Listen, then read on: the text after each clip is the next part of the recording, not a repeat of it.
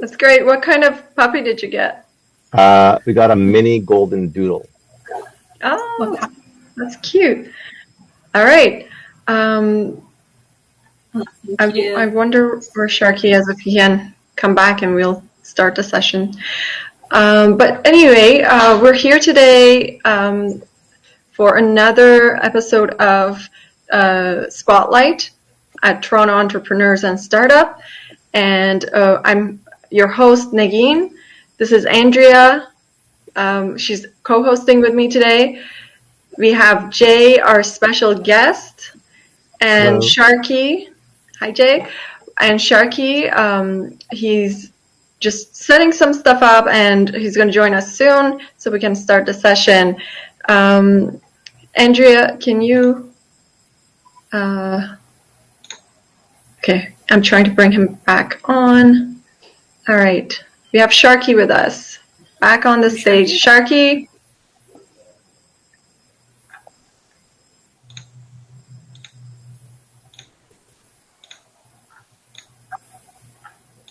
I don't see him. Okay.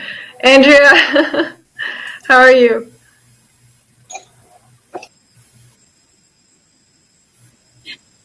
I am trying to bring you back, but in the meantime, why don't we get started and chat with Jay, our special guest here, and have Jay introduce himself. Yes. So we have Jay with us from Radical Business Growth. Jay, hello and welcome to the session. Tell us a little bit about yourself, what it is you do, and your business. Okay. Thank you for inviting me, and I'm really honored and privileged to be on the TES Weekly Spotlight. So my name is Jay Lee, and I'm born and raised in Toronto. Woohoo! Yay, Toronto! Yeah, and just grew up, with a science and business background. I went to University of Waterloo, and went to Seneca for marketing and sales. So I basically have the science and the business background. And I didn't even think that this would happen, but a friend of mine basically threw a bunch of resumes at the York University job fair. I was looking at different places, and I said, just pick, if you can just not include any banks, I'm okay with anything else. And the only job that I got was with the bank, and it's with Royal Bank, and that's where I first started my career in card services and Visa. And actually, one of my claims to fame is to help launch the Royal Bank Avion Platinum card, which is the travel rewards card that became one of the top cards in Canada. Oh, that's great. Okay, so what about your current business now? You're an entrepreneur, you're not working with any other companies right now, you're working for yourself. It's quite admiring what you do. So tell the entrepreneurs group a little bit about that. Okay, so I actually was a pastor for 15 years and was a missionary pastor. So I was actually raising donor support. So, like when you sponsor a child in World Vision or Compassion, a similar kind of idea where I didn't get a salary or people didn't pay me unless I actually asked for donor support. I did that for 15 years because I had a passion to help people, find fulfillment in their lives. And in my last years of working as a pastor and what we called a reluctant or accidental evangelist, I was actually running out of donor support, and I was only living on $1,000 of donor support. Oh, can you hear that? And so that was really difficult because I, by that time, had 3 little kids, and I had a mortgage to pay, and I thought, gosh, I can't live on $1,000. So I decided I needed to pivot or learn a skill set in case, I needed to provide for my family, which was happening very quickly.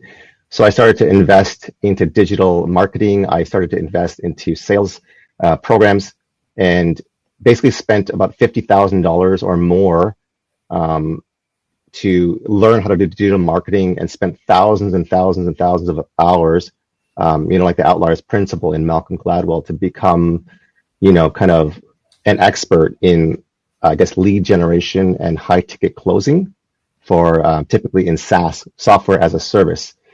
So after 15 years of pastoral ministry, I pivoted to SaaS sales, which was like learning Greek for me. It was completely new, different. The learning curve was like not even, it was just so steep.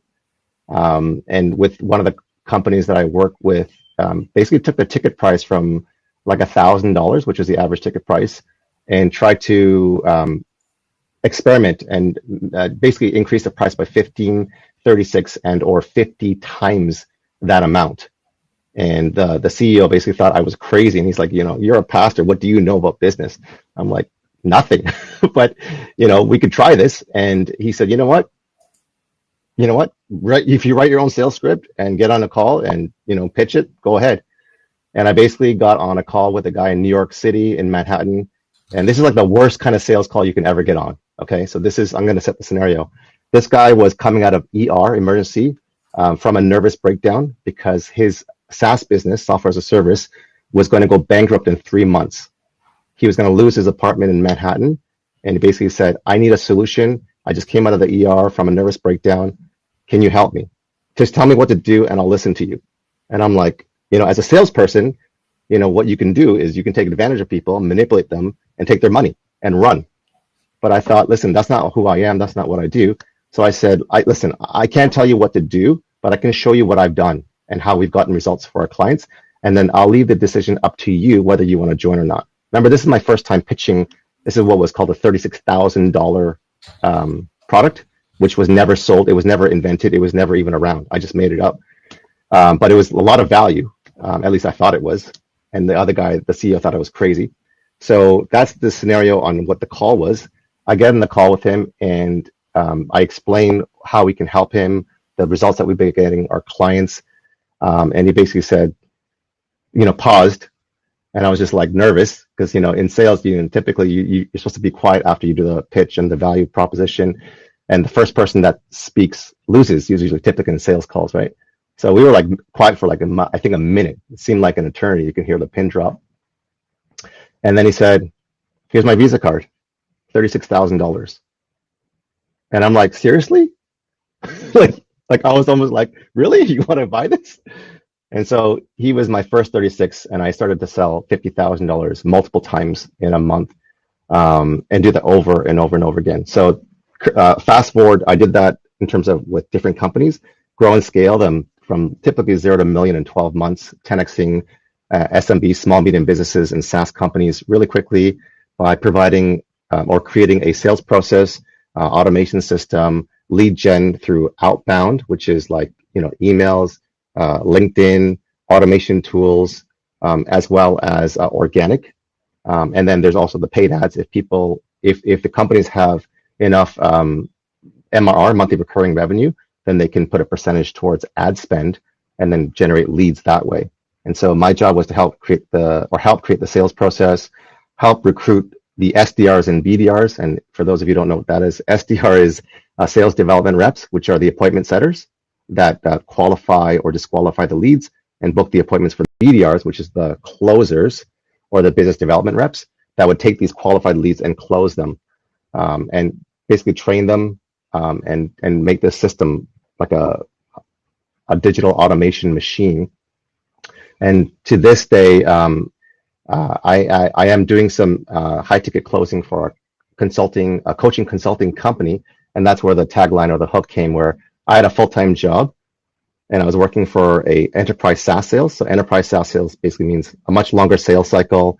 We're talking $100,000 to $1 million ticket prices. It's a much, much bigger, longer process, 12 to 18 months, very rigorous with RFPs and RFIs, which is basically another word for saying there's a lot of red tape, there's a lot of politics, and it takes a long time to close a sale for these kinds of ticket prices. It was really boring for me.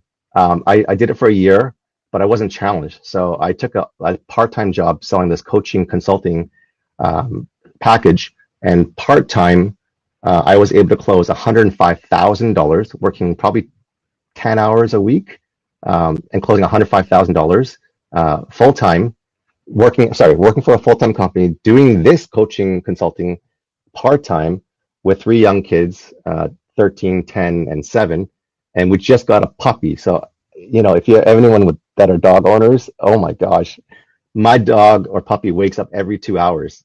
So I was up at 10 p.m., 12 a.m., 2 a.m., 4 a.m., 6 a.m. And so it makes a very difficult day. And when you're a salesperson that's trying to perform, you have to be on your, utmost peak performance. So that's, in a nutshell, hopefully a fast forward of where I am today. Wow, that is really impressive.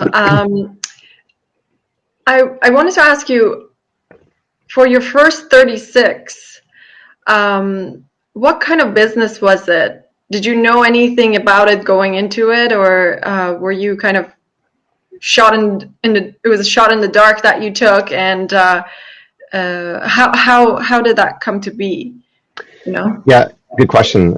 Thanks for asking, Nagin. So the company was a SaaS company that helped grow and scale other SaaS and coaches and entrepreneurs through a sales process. Mm-hmm. And so what I was offering them was a package that didn't exist. I made it up.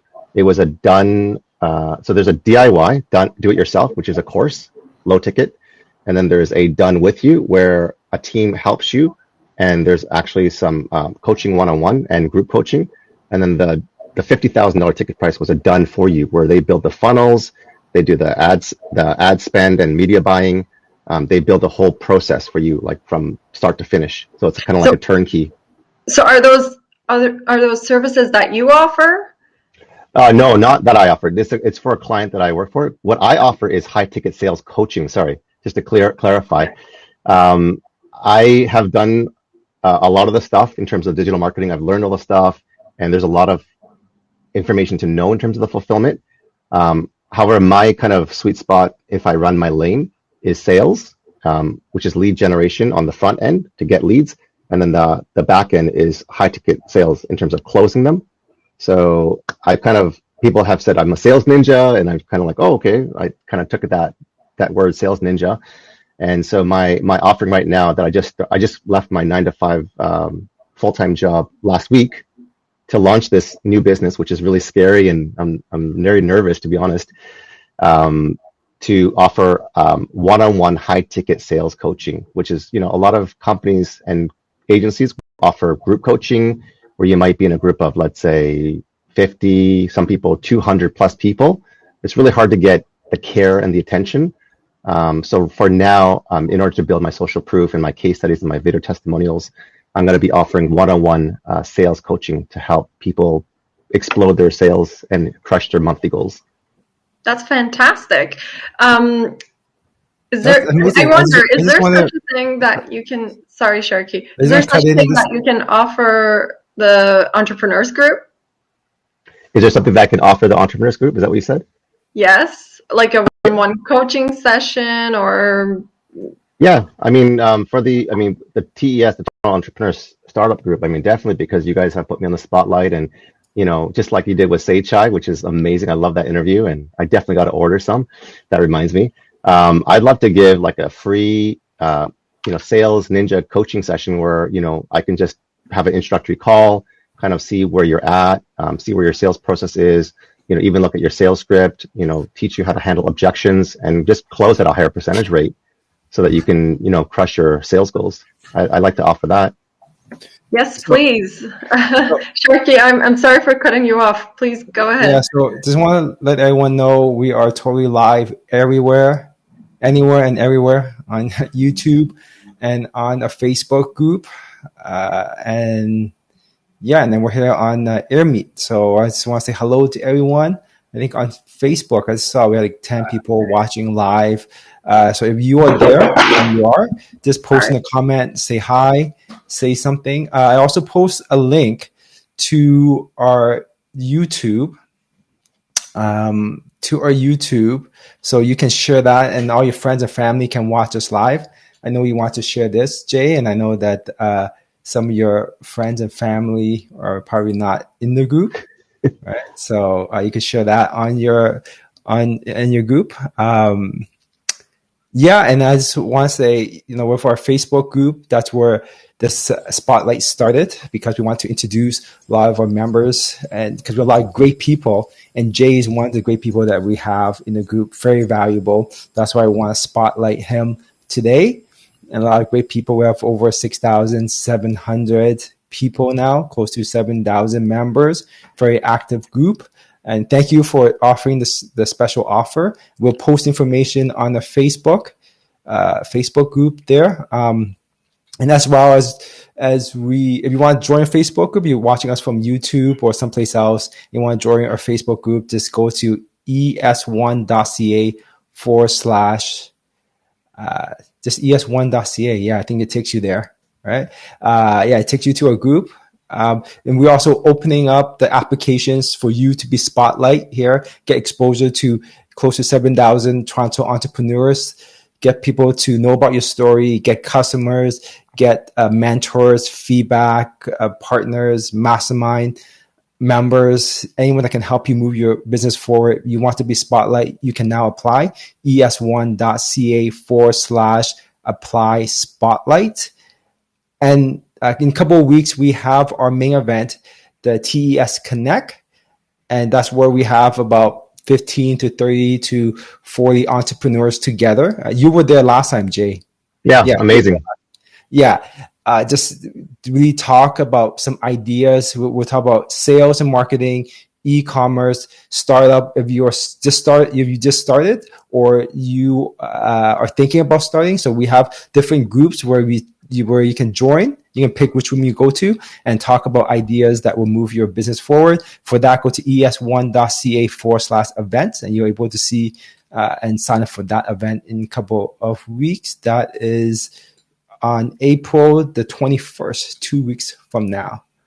So I just want to mention that. And yeah, excited to continue the story with Jay. Thank you, Sharky. Okay, I see that we're also live on Clubhouse. If you can kindly make me a moderator so I can add a few more people into the room, so we can get a few of our friends also who are interested in the conversation to benefit from Jay's presence here in the room. All right, Andrea, I want to go to you for the next question, so you can have a chance to ask your questions of Jay as well. Sure. Can you guys see and hear me okay? Yes. Mm-hmm. Perfect. Sorry, I always have issues. I'm really curious, especially from our TES group, and being a fellow entrepreneur.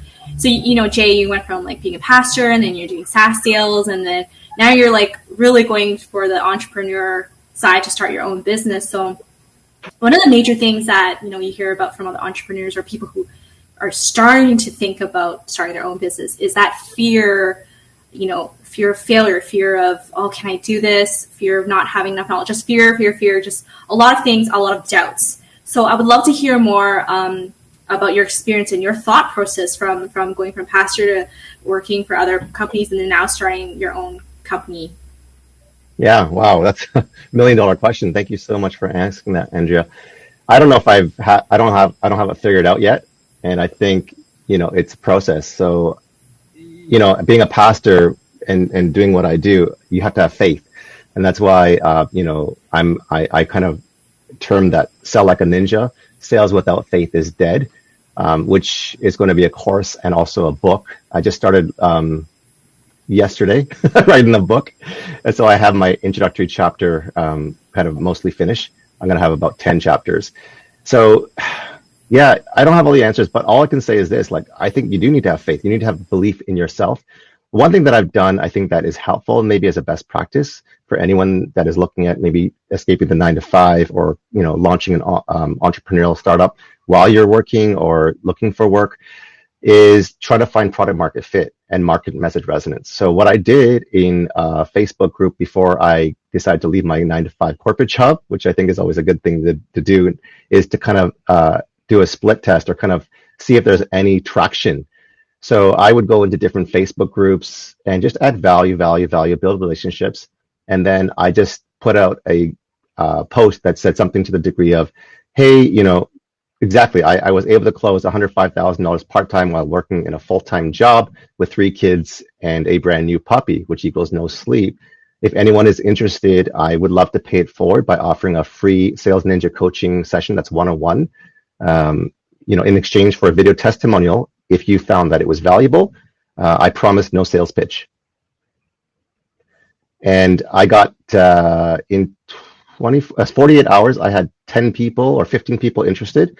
And I've had back-to-back calls since, and I've already collected 10 video testimonials in 5 days. So I think people are interested.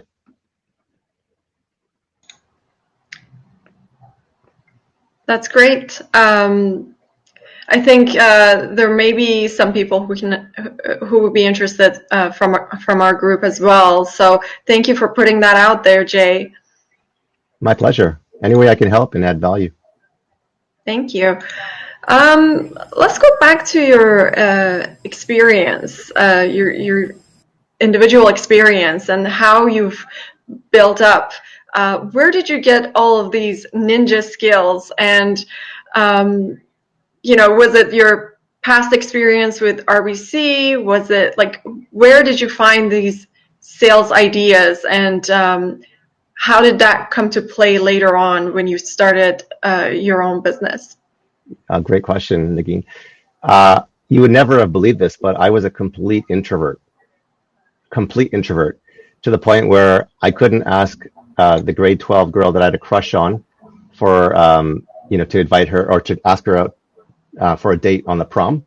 I didn't have the guts to do that. And another story where my parents owned a deli shop downtown at Yonge and Wellesley, and we were going to Kensington Market, and my parents had asked me to stay in the car and tell the police officer if he or she would come that my parents were coming soon and not to give us a ticket, a parking ticket. We're Asian immigrants, right? Korean, Canadian. So anything to save money. And sure enough, the police officer came, and I did what a loyal son should do. And I hid in the back seat and I went into a fetal position. And we got ticketed, and my parents gave me a nice beat down. And then basically I came to faith in my personal relationship with Jesus at the age of 18, which was like a total another podcast story. But the short of it was I instantaneously transformed from this introvert to an extrovert. I know it's hard to believe, but I can only say it because it's my story. And people didn't recognize me. They didn't know who I was. And then I ended up going to University of Waterloo, went into banking and just started to learn how to communicate, how to do sales. I was in national sales for Visa, and then ended up in pastoral ministry for 15 years. And the accidental evangelist is basically being able to share my faith with people who don't share the same faith or who are really kind of on the fence. So in 15 years, someone had asked me to write a book because there were a lot of people coming to faith in my Christian faith. And I was like, nah, I don't want to self-promote. I don't want to look at numbers. I don't want to count. And they said, just for fun, just do an exercise and just tell me, in that time, what are the numbers like? So I basically just tallied up, and it was very painful. And I think I helped train over 5,000 people in how to share their faith, and basically had 40,000 conversations. So it wasn't like an overnight thing where I knew how to sell. Basically, when you're sharing your faith, you got to learn how to talk to people. You got to learn how to deal with erratic, volatile, mentally unstable, all kinds of people, and be ready for all kinds. It was the best training as I look back to prepare me for what I'm doing today, which is sales. And so I felt like that 15 years of pastoral ministry with my background in science and business and banking and sales has well prepared me for the work that I'm doing now and the service that I'm offering. I think, Nagin, are we the only ones left? No, I think there's just other people are cutting in and out. Okay. Okay. It will be handled, no problem. Okay, great. I just saw people drop off, so I was like, was it that bad? No, it's okay. I'm happy to stay with you for as long as you can. Okay. Oh, there we go. There we go. Andrew is back. Okay, wow. So in terms of sales, when you pitch to a client, how do you make them relate to you? How do you make them relate to the business that you're offering, the services that you're offering? It's really difficult. And, I myself am an introvert as well. So I know how hard and difficult it could be to put yourself out there and to speak to what you truly believe that you can do for other people, but how do you make other people see that in you? Great question as well. I think it's just try to be as human as possible, like and help people, like and serve people. So in my 15 years of pastoral ministry, I didn't do that for money. It was to serve people and help them find fulfillment in their lives. And so in sales, I think it's the same thing. Like, you have to really believe in the solution that you provide, and the pain that people have needs to be a solution a problem that you can solve.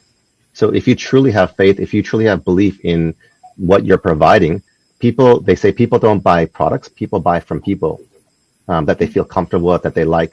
So I'll be like, hey, Nagin, nice to have you on the call. Thank you so much for taking time out of your busy schedule. Just wondering where you're calling from. And I'll just start like a simple, icebreaker question. And then you'd say, yeah, I'm from Toronto. I am from Toronto, and there's lots of common ground there. Most people that I talk to are in the US or in Europe and stuff like that. So just talk about different things.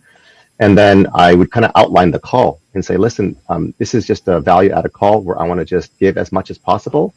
And if we're a good fit, and if it sounds like, we can actually help you, then I wanted to share with you, what I have to offer. And at the very end, you can make a decision whether you want to join or not. It's very low pressure, no pressure, and make them feel comfortable.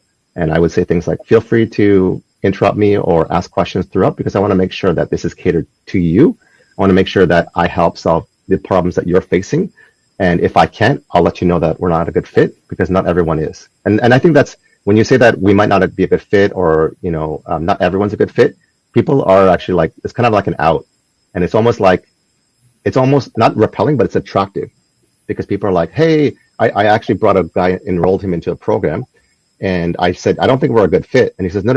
What you said was really, really good. I need exactly what you're offering. I want in. I'm like, the reason why I don't think you're a good fit is because ABC. And he goes, no, I can overcome those ABCs. I'm willing to put the time. I'm willing to invest. I'm willing to put the work in. So I said, okay, that wasn't the gist that I got when I talked to you earlier. But if you're willing to put that time in and invest and do the homework, then that's a different story. And then he came to the program. I love what you said about making it relatable and finding common grounds with people that you're offering the services to. So that's great. It's small talk, and then, next thing you know, you get hired. That's great. We had a question from June Marie. The audience. Did you ask that already, Andrea? No, it just came up. So, and I think Jay, you see it as well. Yeah, I do. Yeah. So, in your journey from pastor to sales crew, what is the biggest mindset shift that you had to gain? You know what? I know this sounds weird, but I felt like there's no shift. Like in pastoral ministry, I'm helping people. In sales, I don't feel like I'm selling. I feel like I'm giving them a gift. Like, honestly, when people come and enroll in the program, I feel like I'm giving them a Christmas gift. And I know this sounds cheesy, but sometimes I get goosebumps. Like, because I'm like, you know what? Congratulations. Thanks for joining. I want to celebrate with you. I'm so happy that you chose to, believe in the solution that we have for you. And we're going to really help you out. And I'm committed to your success. So in terms of in terms of the shift was like the actual technology and the products and all that stuff is very, very different. So there was a huge learning curve. But in terms of mind shift, my heart has always been the same. I am who I am. I help who I help. I serve who I serve. So I feel like, honestly, I haven't really shifted much. That's great. So you're very passionate about what you do. I think when there's passion, you automatically just succeed at what you do. So that's great. Andrea, and Sharky's back with us as well. But Andrea, did you have a question? Yeah. I guess it was part two to what we're talking about. But there are definitely a lot of salespeople out there, and probably other sales ninja, whatever they call themselves. And, I've heard from people that sometimes it's like, oh my God, how people complain about the used car salesperson, and like just the ones that are not very, not the popular ones, right? There's those sleazy ones.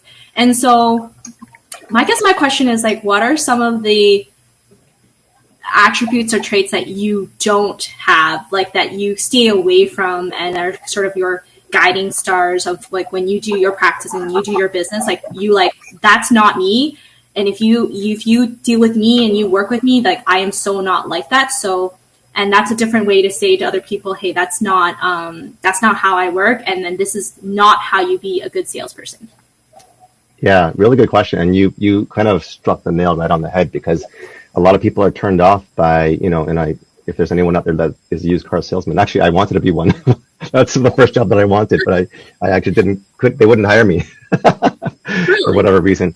Yeah, I don't know why. I mean, before, like when I didn't have any experience. So, right. But I really have a love for cars and I wanted to sell cars. But anyways, but I think used car salesmen and women have gotten a really bad name because of them being incentivized by commission and to make that sale. And I've been in companies where, the way that you're taught to sell is kind of like pinning people to the wall and bullying them to give their credit cards and open their wallets and kind of pressure sales. So, and if you go to the shopping mall, I know it seems like a far-fetched reality right now, but when you go to certain retail stores or electronic stores, I won't name any, but when they're on commissions, they're like on you like no tomorrow, right? And they're just like, can I help you? I'm like, that's the sixth time you asked me. It's always about the warranty. That's right, the upsell, right? Yeah. And this is a true story, but anytime I go into a retail store, I have somebody coming up to me almost every single time, whether it's Home Depot, Canadian Tire, Lowe's, Best Buy, and they're literally asking me for advice as if I have like help wanted or I'm here to help. And I've literally sold people in the store even more than the commission people. And then the commission guy was running to the cash till and said, who helped you? And then they said, this guy. And so 3 people behind me bought these digital cameras because I did the research and I just helped them. So in terms of how do you avoid that? I think I have no problems losing the sale in the sense of, I'm not here to pressure you. I'm not here to force you to do what you don't want to do. I'm here to serve you. I'm here to help you. I'm here to improve your life, to save time, to save money, to make money. And if that's what you want, then there's not much convincing I need to do. I just need to know how to walk you in a way that you can understand that this is the confidence that you can have when you work with me and the results that you will get versus, you have to do this. And if you don't, there's a scarcity offer. There's a limited time offer. If you don't do this, then the deal's off. And, all these things that are, there's ways to do that. And I'm not saying that's entirely wrong, but I like to be treated the way, I like to treat others the way that I like to be treated, if that makes sense. Yeah, no, totally makes sense. You make it sound so easy and enjoyable what you do, which is great. I do enjoy it, yeah. So based on all the training that you've taken, number one, was it worth the money? Because I know those get pretty expensive. And it's not, I think with courses and training, it's abstract. Like you say, you can put any value on it, not like, like a camera, right? So this camera is like several thousand dollars and it's comparable because you can say this is the quality. So a lot of these training costs a lot. Was it worth the money that you spent? And what are some of the things that was it worth the money? That's question number one. Well, I would say yes and no. No in the sense that at the time, it didn't give me the ROI that I was dreaming about. And I felt like I wasted my money. And my wife is an accountant. So she's like, how many times are you going to do this? How many times are you going to pull the trigger? How many times are you going to invest into these these sales programs, these masterminds, these mentorship programs? So $50,000, and I had very little to, speak of in terms of the return. However, I think what has been beneficial in terms of the yes has been the ability to take all the things that are positive, all the things that I like, and kind of cut out all the fat, which is the negative things and the things I didn't like in terms of the pushy, the snake oil kind of salesperson kind of tactics, and take all the good and then really internalize it and then test it out and then get results and then craft my own version, which I would appreciate if I were being approached. Because I'm a sucker to good marketing and sales, to be honest, Because if you can prove to me, number one, there is going to be results. If you can prove to me I'm going to benefit from this and it's going to change my life, you can prove to me that you've helped others do that. And if you can give me some sort of promise or guarantee. And the fifth thing is, because I'm a cheap Asian, it'd be like, if you can promise me like there's some sort of deal, I want to know that I've gotten something and I can be like, yeah, I got a really good deal on this, right? I don't know why that it's about human psyche, but if you can line all 4 or 5 things for me, I'm a sucker. I'm in. Like, I don't mind investing in myself. Like, I bought a $600 jacket recently, and it's a lifetime warranty, and it got a rip inside of it. And I don't know who spends $600 on a light, kind of like a windbreaker Gore-Tex jacket, and it had a rip in it. And so I wanted to test the warranty. So I put in a claim, and they asked me to take pictures to show the proof that it was ripped. And they gave me a voucher for $600, like no questions asked. And I thought, see, that's customer service. That's sales. When you can provide the quality and the customer service and the delivery, I'm a lifetime customer, and I will keep coming. I will keep buying. So based on that, based on all the courses you've taken, and I'm sure that everyone in the audience watching have seen those ads, and many people have bought, and some people are thinking about it and agonizing over it. So with all these courses that you've taken, what are some major paradigm shifts or perspective shifts or lessons that really changed the trajectory of your life or your thinking that kind of led you to the point where you are now? Yeah, I think a lot of the courses I took were very like Wolf on Wall Street, which is like pushy, very, take it now or never. And, I think even in some companies that I was in that I had to work with and for, that was the culture, and it was kind of like enforced to do that. And I just, man, every fiber in my being was just like, this is not me. I hate this. And they caught on to that as well. And whether they audit the calls or look at my recordings, and they're like, you didn't like pin them to the wall. You didn't force them to take their credit card out of their wallet. I'm like, well, that's because I wouldn't want that to happen to me. And so and so clients and also training, they would teach a lot of that kind of methodology, if you will. And then some of the fewer ones were very much like organic, very conversation based, very, I'm going to give first, I'm going to add value, I'm going to help, I'm going to serve, and, not really push for the sale.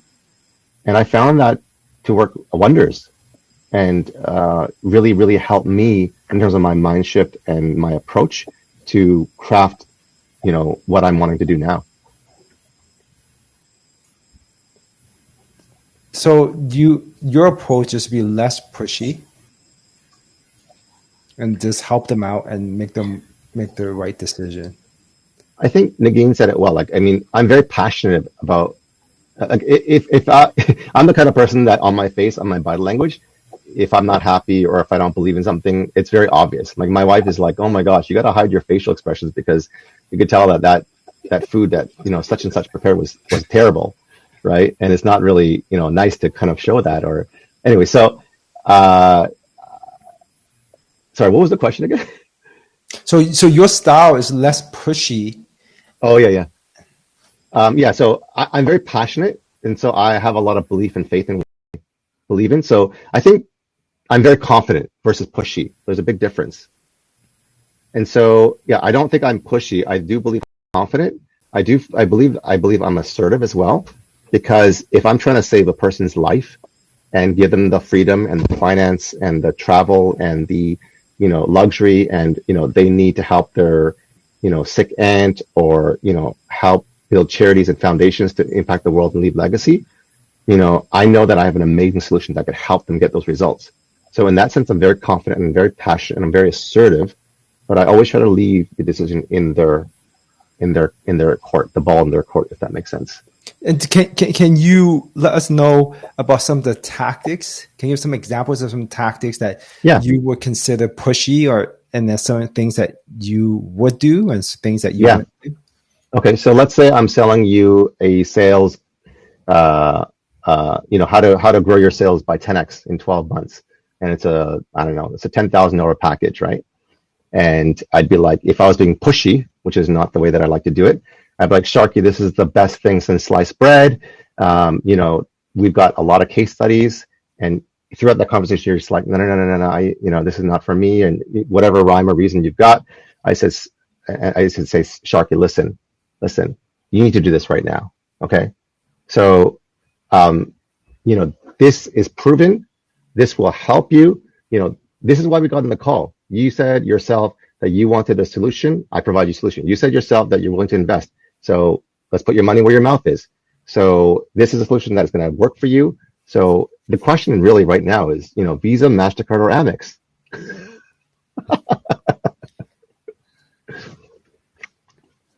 Right? Yeah. And you push them, and you make them, and say, you know, listen, you know, this price is going up to 20,000. You know, the minute we get off this call. Okay. Take it or leave it. Okay. And then, so what would you approach? So what's the Jay Lee approach now? Yeah. So the Sales Ninja approach is, listen, like, we have an amazing offer that is, you know, I share with you. And on this call, I share with you, you know, how you can basically clarify your offer, how to stack your pricing model, how to give your bonuses so that you can grow and scale your business. And I would say, would you agree that this was a valuable call and that it helped bring some clarity in your business? And every single time, I haven't had anyone that has said no. So what you're doing is you're having them agree that there was value, and there truly is value, and there truly is suggestions that will help give actionable items to help grow and scale their business, right? And I would say things like, you know, this has taken like 10, 15 years for me to learn, right? And in order for you to do this, it can take a long time and a lot of money, just like I wasted a lot of money and I wasted a lot of time. I like to offer you a fast track, right? Where, you know, let's say it's $15,000, but, you know, for the TES group, I like to offer it to you for case study based pricing. If you're happy with the results, if you're happy with the one-on-one coaching that I offer you, I'd like to cut that, you know, investment in half and give you a scholarship on behalf of Sharky and Nagin and Andrea for a 50% discount and give it to you for $7,500. Okay, sounds good. So we have a message from David on Facebook, David Arnold. Thank you for tuning in. Hi, David. He said, every sales job I have had has left a terrible taste in my mouth. So Yeah. you kind of mentioned the same thing from your experience too, Jay. Was it every single job, or was there any job that actually connected with your personality? Yeah, no, the coaching consulting company that I'm working with right now is amazing. Like, they're the one out of the many that have been just a great fit in terms of culture, in terms of approach, in terms of, you know, the sales process.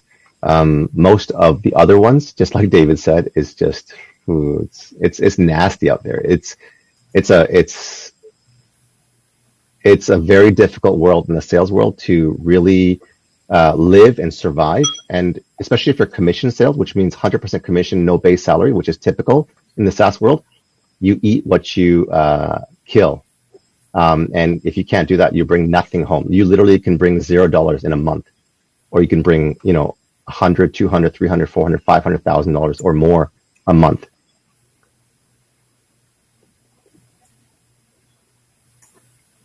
Okay, I think we have some other questions, Nagin or Andrea. Yes, Andrea has a question for Jay. Yeah, so I know we had this on sales and work, and I guess back to, you know, because you're a real person and everything sounds so wonderful and sunshine and rainbows, but we want to know, you know, you're a dad of 3 kids, your husband, you're a dog dad, you're a business owner, you know, there's a lot going on, and I'm sure you have daily challenges that, you know, we all do. So I'm curious, you know, what really helps you through it all, or what's your biggest like daily challenge, and then what really gets you through your day, and what's the biggest tip to those people who are in a similar boat with so much they're juggling? Yeah, it's a great question. It's, you know, I don't have a doubt, that's for sure. If I did, I'd be further in my career. But I am launching a new business, so we'll see where that takes me. It is difficult, it is challenging, and it is extremely straining, physically, emotionally, spiritually, mentally. And unless you have a mindset, for me, I have my faith in my religion, which is Christianity. So I meditate every morning. I have like a routine where I meditate, I pray, I read the Bible, some in terms of practical tools. This is called the Aura Ring, and you guys are probably familiar with this. There's like a smart chip in here. Let me see if I can see that little computer chip in there. So the Aura Ring, it's like a $400 or $500 ring. It's not cheap. It basically gives you your sleep patterns, your deep sleep, your REM sleep, your calories burned, your steps counted, your ready score, and your sleep score. So after getting this, I realized that my energy was very, very low and my sleep habits were terrible. And so after wearing this, it tracks everything. So I know exactly where I am in terms of my sleep. My ready score is kind of like my performance score for the day in terms of how well my energy will be for the day. And so some days it's great, sometimes it's terrible. And these things, like if you look here, my readiness score is not that good today. It's only 73 and my sleep was only 69. But the day before, my ready score was 81, which is really good for me. And my sleep score was 84. But I had to sleep at 11:20 and wake up at 6 to get that kind of a score. So you have to be very disciplined and regimented. So for me, every single second counts. Oh, there's my dog, Kelly. Every single second counts. And so what you say yes to, basically, you don't have time for your family, your friends, your home. And so I'm very careful with what I say yes to. And I say a lot of no's because I have to, because I need to guard my time. I exercise 6 times a week so that I don't gain 200 pounds because the way I eat. This is another thing that's funny. My personal doctor said in 20 plus years that he had me, and I do annual checkups every year, my weight has not fluctuated more than 5 pounds in 20 plus years. Wow. And so people are like, how do you do that? How do you do that? And I eat like a pig, right? Like I eat ice cream and cake. I can eat whatever I want, but I have to stay active so that as I get older, because I'm getting quite old, that I have to keep my body active and my mind active. And so I'm always reading, I'm always learning, I'm always staying sharp, I'm always staying fit, I'm always, involved with sports. I actually help before COVID help coach all of my 3 kids' soccer teams. So on top of that, I had 3 soccer teams that I was involved with. So it's busy. So it's not easy, but I think managing your time and guarding. So in your schedule, in your daily planner, I have something called the Monk Manual. If you haven't heard of it, it's super, super awesome, right? And basically, it'll tell you, how do you schedule your days, right? Hour by hour, what are things that you're grateful for? What are things that you're looking forward to? What are things that making you feel unrest? What are some lowlights? What are some highlights? What are ways that you can give? What is one way that you can improve for tomorrow? So it's a good way to reflect. Right. And look at your schedule and see how you can help, society, friends, family, because I think giving is the antidote of greed. That's awesome. I've also heard gratitude journaling helps, so that it's nice to see that the example and you sharing us about the Aura Ring to the monk journal. Like, that's really good. Because there's only 24 hours in a day, and then you need sleep. It's just crazy. So I'm sure you have a lot of support from your partner, and hopefully you don't have 3 bratty kids. So it's. Oh no, yeah, they're awesome, but they're also a handful of times, so not perfect. Great. So can you kind of describe for your program? So how long have you been teaching or been coaching sales? Oh gosh, I'd say like 5 years. 5 years. But I've been doing it for like 15. Okay, but you have your business. What's it called? Radical Business Growth. Radical Business Growth. Yeah, you had that for how many years? 5 years. 15. Yeah, that for 15. So you've been coaching for 15 years. Yeah. I've been coaching for 15, and I've been putting together my program for the last couple of years, and I just started to launch last week. Oh, that's exciting! Nice. And then, scary, yeah. So can you maybe kind of walk us through the process that you go through? Because I'm very curious, and I've actually personally for me, I've hired and I work with different programs, and I have a coach right now that I'm working with on creating kind of different sales techniques, and it just I think that's one thing that I struggle with my business is setting the sales system. And I know that every single person have a slightly different sales system, and they could all work.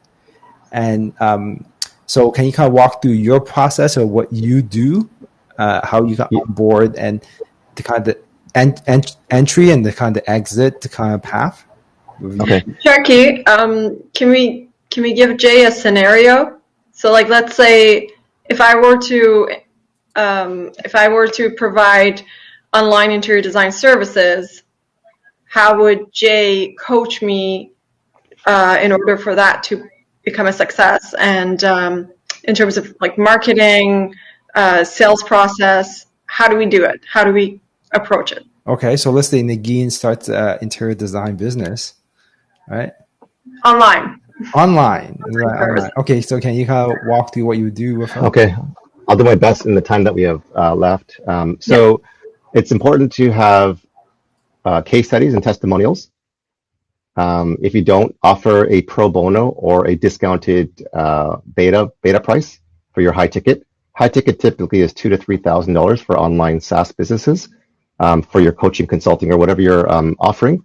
That's the way that is most profitable in terms of that starting price. It's important to collect your assets, which is your testimonials. It's important to have a funnel, which is like your sales process with your website, showing how people go from stranger to paying client. So let's say, you do organic Facebook, IG with lives and organic posts that lead to your funnel. And then having what's called a VSL, it's called a video sales letter at top of funnel. You'd be like, hey, this is Nagin, and I've been in the interior decorating space for the last 10 years, and I've been with award-winning companies such as these. This is where I've been featured on these magazines or this podcast. You want to build up your social proof in an ethical way. This is who I help, and this is how I help. So I help, create award-winning, homes, model homes, whatever, so that you can get the most price for your sale, if that's what you do, within 30 days guaranteed. So you have to have like an offer statement that's very, very sticky, irresistible. It has some sort of metrics or KPIs that says, I can do this in this time without this. And so you offer this offer that's very sticky in this video sales letter. And then you say, if you are interested in getting your free, let's say 20-minute consult on how I can help you get an award-winning interior decoration inside of your home, I'd love to offer you a free consult by clicking on the link below. So in the video, they'll have a little link saying book a call, and that sales process goes from that funnel to, let's say, a questionnaire, and then you'll pre-qualify your client, and you'll ask questions that will help you qualify them. So, where do you live? When are you looking at selling? How much do you think your sale price for your home is worth? What are you looking to get in terms of if after interior decoration? What's your budget for interior decoration? And then you can say something like, are you willing to invest to get more ROI on your house sale price of at least, let's say, $2,000 to $5,000? Maybe that's your price range. And if this makes sense to you and you want to book a call, then they book a call. So you've gone through a pre-sales process versus getting on a call with them and having to do that on the call, which is a big waste of time and a lot of energy. So you can do that in Calendly. You can do that using Jotform. I use Calendly personally, and you can ask questions in there. So I literally, if I know that I'm going to not be successful in a call with someone that is answering the questions, I'll literally cancel the call because I know having done this hundreds and hundreds of times, that's going to be completely waste my time. So you go from this organic traffic or paid traffic to your funnel that takes them to a video sales letter, and it indoctrinates them to say who you are and why they should trust you. That takes you to a questionnaire or Calendly schedule where they book a free session, and then you just give them as much value. And I don't pitch people. I say, this is the value, this is how I want to give. And typically people say like, listen, you've given me more in 30 minutes than I've gotten in 3 years from my own sales coach or from my own therapist or whatever, interior decorator. and they charge me $350 an hour. So I spent tens of thousands of dollars. You gave it to me for free, and I've got more breakthrough and clarity in 30 minutes. Listen, I've got money. I don't have the time. I just need the fast track. Do you offer a course? Do you offer a mastermind? And now they're asking you for permission, where you're going to offer them the interior decorating, high ticket sales of, so typically we charge $7,000. But since you came in through the TES, I can give you case study based pricing because I'm growing my business. So if you're happy with the results, I'd love to give you a scholarship and cut that price from $7,000 all the way down to $4,000 in exchange for a video testimonial. Wow, that's impressive. I love how you simplified it so much. Like it sounds like 1, 2, 3. I can just follow what you said there and build a business off of that.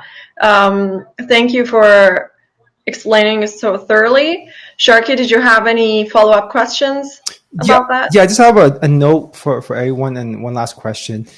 Just note, so I hire a sales coach recently, or someone to help me set up my sales, and everything that he said, I already knew. Because I do sales, I did marketing, already knew. But what was really great was his experience, and he was able to pinpoint exactly, like you say, it was step by step what to do. Like if, for example, if I came in and he proposed what does Jay say, the video sales ladder, right? Video sales, video, VSL. Sales ladder, right? So normally, if I would do to myself, I would crush myself and say, hey, or these are the things, maybe I should add this, maybe I should that. But by using him with his experience, he had a framework that he's done it for. We're able to go through it within a few minutes. And momentum in business means a lot. Right? A lot of people have started sales and then they stop, or they start anything in the business, they stop. And the reason you stop is because most of the time it's momentum. Like you just get into a rut. But once you start going really fast, you're so excited, your mind gets on another level and you just kind of finish it really quickly. So that's a value, even of having someone like Jay that has experience coming in to guide you through, even though he's not saying anything that you don't already know, or not saying anything that you can already find online. He's able to bring his framework and experience. He knows exactly the 1 or 2 lines you need to say to get them to sign a $105,000 deal. So yeah, that's why I just want to kind of say that. And it's kind of my last question. We're running out of time. Is what's different from your program? What's your perspective? Like, what's your angle that's different from all these other sales coach and all these other programs out there? A guy tried to replicate my Zoom call where I sold $50,000, and he wrote it verbatim. He was one of my colleagues back in the day, and he just basically wanted to sell like I did because he couldn't. And so he wrote he recorded my Zoom call and transcribed it. I didn't know he was going to do this. And then he started pitching like dozens of people, and he couldn't get a single sale. And I said, the difference between you and me is your motivation is money and benefiting from people. My motivation is helping people, and I don't care if I lose a sale, because I feel like I'm here to serve, I'm here to help, I'm here to change lives. And so I think with that kind of approach and that kind of conversation, people don't feel threatened, people don't feel pressured, people are actually, they're thanking me when they come into the program. It's a very different experience versus like, I feel pressured, or I'll do it and now I'm nervous, and they come in, they're just like, I don't even know if this is something I should have done. They have second guesses and doubt themselves, versus people are thanking me, saying, thank you so much for the help. Really, really appreciate it. Oh, you're muted, Sharky. Yeah. Do you feel that different personalities and different people need different type of sales pitch? Because for me, from my experience, there's certain times where I was pressured into buying something, and I was so glad that I pressured into buying it. Unless it had that FOMO countdown, I would never have bought it. But when I bought it, I said, oh, damn, I was indecisive. So do you think that based on the situation, based on the personality type, that sometimes you do need the Wolf of Wall Street? Like I've done sales with clients, and I have a certain style, and mine a little bit more aggressive, not really, that aggressive, but a little bit more aggressive as I'm told, more aggressive. and sometimes it pushes them to, or else they wouldn't act, they wouldn't make a decision. Yeah, that's a great point. I think everyone's different, and I can't tell people, what's wrong or right in terms of personalities. I just know what I do is who I am, and if people want to kind of, iterate or kind of help do their own little spin on it, that's fine. And I do agree with you. There are certain times and certain points in the stage of business where I know people need it. So I would say, what's the alternative? This is how I say, instead of pressuring them, I say, well, it is pressure. What's the alternative? Like, what have you tried? Like, you told me you've been looking for 3 years. You've lost money. If this was, your one-stop shop where you can get the help that you need with guaranteed results, like, do you want to keep scouring the internet? Do you want to keep looking at YouTube videos? Do you want to keep opting into webinars and wasting your time? Like, this is an opportunity where I can help you, right? Or this product can help you. So there are times, very few, that happens, and people do come in and they're like, oh, I had FOMO and I did pull the trigger, but they were just like, I'm grateful that you did. I'm grateful that you did, because I was indecisive. I wasn't sure that it's going to help my business, but after coming on the inside, now I know that it truly was the deal. It was real. Cool. So I think we ran out of time, but I just want to read the comments from the Facebook. Yes, we have Shiva on the comment section. He said his business is just by word of mouth, and he relies on the customers reaching out to him.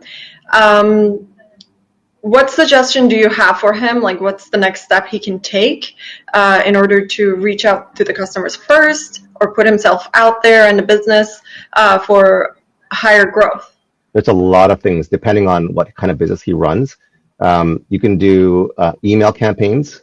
You can, if you have a large email list, and you can do LinkedIn automation. You can do referral programs where you offer like a referral fee, so that if like, let's say it's a $2,000 ticket price. Let's say I bring someone in and I bring Nagin in, and he gives us $100 each, so we both win. There are studies that show if you give a referral fee to both people, that it's actually a higher retention rate, right? If he's got money, paid ads can be effective, but he needs leads. So lead generation through referrals, referral fees, LinkedIn automation, email automation, organic content and posts, lots of videos to show value, and making sure that he's getting into the right networks and the right groups and doing this, right? Just getting himself known. And if there's enough product market fit, market message resonance, traction, he will succeed. But sometimes people need to know, it's like doing a puzzle. Like, they might have all the pieces, but without the picture, they don't know if they're doing a mountain white cap on the snow or doing a lamb, the sheep of the white fur of the sheep, right? They don't know unless they have a vision, unless they have a roadmap or a blueprint. I agree with you. And I don't know, from my understanding, it could be a lot to deal with, having to do social media work as well as, the job that you actually do. So sometimes I think it's best to hire help, hire an extra pair of hands to help out with that. So with that being said, how can our group of people, how can the entrepreneurs group reach out to you, Jay? Yeah, they can go to my what's that? Do you have a contact information you can share with us? Yeah, where would I share that? You could just say your email address, or we can post it to the group. Is that in the air? TS group. Air thing? Okay, yeah, I can post it in there if people like. Okay. I can set up my website, my email address, and if they want to schedule the free Sales Ninja call, they can book my Calendly appointment as well. Yes, please. And we do have some other events coming up. Sharky, did you want to tell everyone about that? So we have next week, we have the Spotlight session happening. Yeah. So, and the Connect session is on April. Can you refresh my mind? Yeah. So next week we have Terry of the Humble Agency. So he got quite a bit of publicity, and he's going to teach you the importance of of agency and digital marketing during this pandemic and what he's seen and what his perspective is. And then following that, following the week on the 21st, Wednesday 21st, we have a TS Connect. That's our feature event. We can come on, meet great people like Jay, talk to him one-on-one and other in a small group and share your journey. So we're talking about the e-commerce, talking about sales and marketing, and we have startup session hosted by Nagin, where if you just recently started up or you're planning to start up, she's going to we'll discuss the journey, the challenges each person have. The goal of it is that wherever you have issues with, you can come on and talk to other people who's ahead of you, who also have the same issues to help you find a solution. The most important thing I realized that I've come to learn recently is the people that surround yourself with. It sounds simple, but it's very important. The people that can help you, that has experience, and that you can connect with them, can really move your company forward a lot faster than you trying to and do all these things yourself. So that's coming up on the 21st, and as well as if you want to be featured in the spotlight, just like Jay, from my perspective, what I've learned from a marketing sales point of view and what service we sell to our clients is emotional connection. So we help market dental offices, and the number one reason patient choose a dentist is not how great the dentist is, it's the emotional connection that they have. And when you get to see Jay today for an hour and listen to him even for 10 minutes, you understand who is, the value that he brings, and you're able to connect and say, hey, this is someone I want to do business with, someone that I want to connect with, or this is not. You make the decision. And I feel that from the group, a lot of people, all members in our group want to get more clients. And the reason people are not connecting with you is because they don't know you. They have not built that emotional connection. By being featured here, people are able to connect with you, see who you are. If you're a lawyer, if you're an accountant, they can see who you are and say, hey, do I connect with this person? This is a real person. It's not some ABC Ontario Corp they're dealing with, right? So that's the power of these spotlights, and that's why I want to bring people on the spotlight. And by featuring Jay, a lot of people know that they want to do business with Jay. It matches their sales philosophy, matches where they go, or it doesn't, right? They can decide. So if you want to be featured, you can apply. Go to es1.ca/apply spotlight. And that's the goal, and that's the mission. Like, I'm not making any money off this. No one's making money off of this. We just want to organize, connect the community, and help entrepreneurs move forward.